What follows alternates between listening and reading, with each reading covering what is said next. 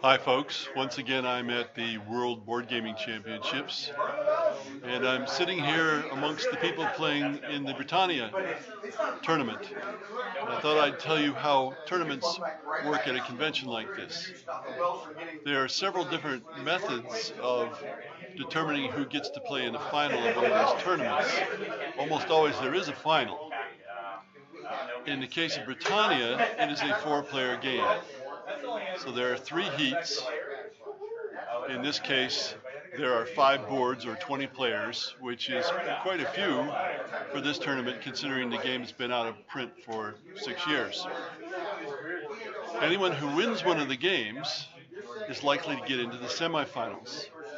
The semifinals can be as many as 4 boards, so that the 4 winners of the semifinals would then play in the final.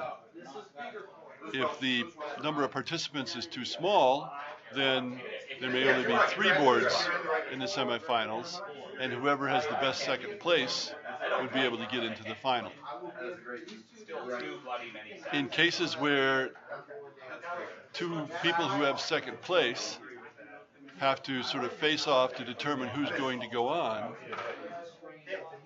the criteria used is not the number of points scored, because Britannia is a point game.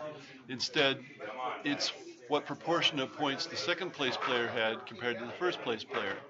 So somebody who's in second place and loses by 1 point has the best possible second place, unless somebody else also lost by 1 point, but the scores were higher. It's a percentage.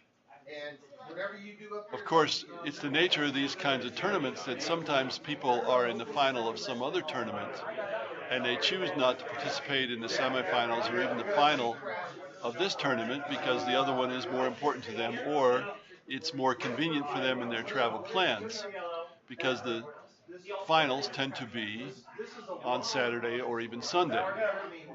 And as I've said before, at WBC and most game conventions, Sunday is pretty dead.